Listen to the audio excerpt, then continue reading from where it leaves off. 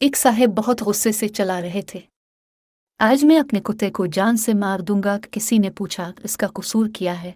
वो साहब कहने लगे, कसूर पूछते हैं, अब मैंने मुर्गी पाली तो वो खा गया, तोता रखा तो उसे जख्मी कर दिया, खरगोश रखे उनको भगा दिया।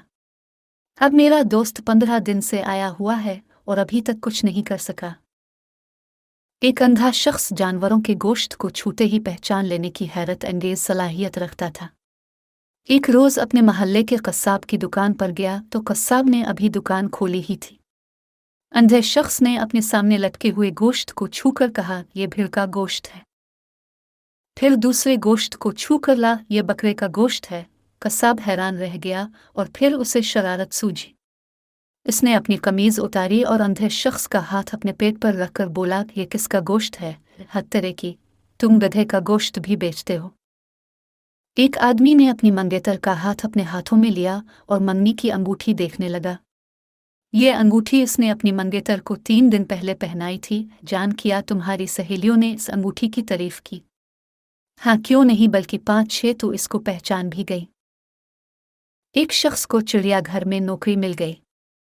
नौकरी यह थी कि वो मुकर्रर वक्त पर चीते की खाल पहनकर जीते के पिंजरे में बैठ जाए। जीते के साथ वाला पिंजरा शेर का था।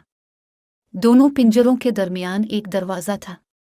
एक दिन वो दरवाज़ा खुला रह गया और शेर चीते के पिंजरे में आ गया तो चीता नुमा शख्स चलाने लगा। शेर आ गया, शेर आ गया। शेर चीता नुमा शख्स के कान के करीब अपना मुंह हिलाकर बोला, ना करो यार, नौकरी से खुद भी जाओगे और मुझे भी निकलवाओगे। एक कंजूस आदमी ने होटल में खाना खाने के बाद बैरे को टप नहीं दी। बैरे ने टप का मुतालबा किया तो कंजूस आदमी ने कहा, हमारे मजहब इस्लाम में टप देना जायज़ नहीं है। बैरे ने आजिज़ी से कहा, तो जनाब इस पर जितनी ज़कात बनती हो वही दे दें। इस चैनल को सब्सक्राइब कर लीजिए ताकि हर नई आने वाली वीडियो आपको बरवक्त मिल सके। बहुत शुक्रिया।